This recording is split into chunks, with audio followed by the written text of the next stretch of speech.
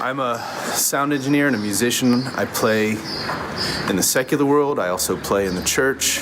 And over the years, I've worked with a lot of different musicians, a lot of different techs. And one particular tech that I work with, not a Christian, not someone in the church, but someone outside the church, he said it best. He said that mixing sound is 90% customer relations and only about 10% tech.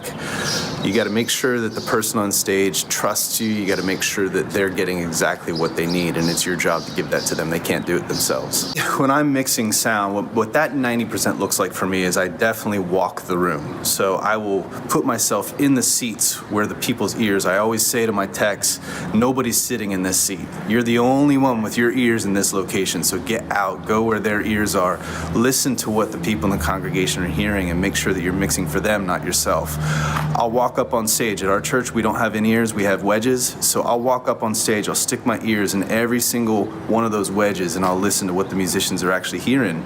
That way I can actually say to the lead worshiper, I can say, hey, are you hearing yourself okay? Because it doesn't actually sound like you're all that loud. And sometimes they'll say, oh no, I'm good. Or sometimes they'll say, actually, yeah, I could use a little bit more.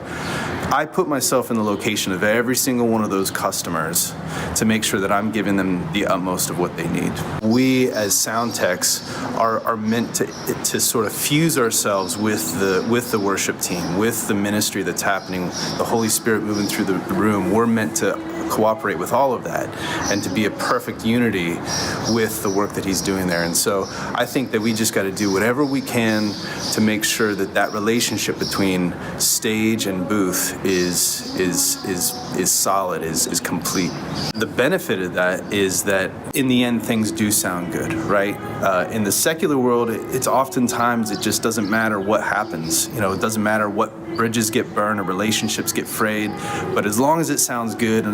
But in the church, I feel like, you know, we gotta work together. It's all about sort of how we're all being built up and how we're growing together. And the end goal is ultimately the glory and praise of the Lord, and you know, that unity between us and Him and each other.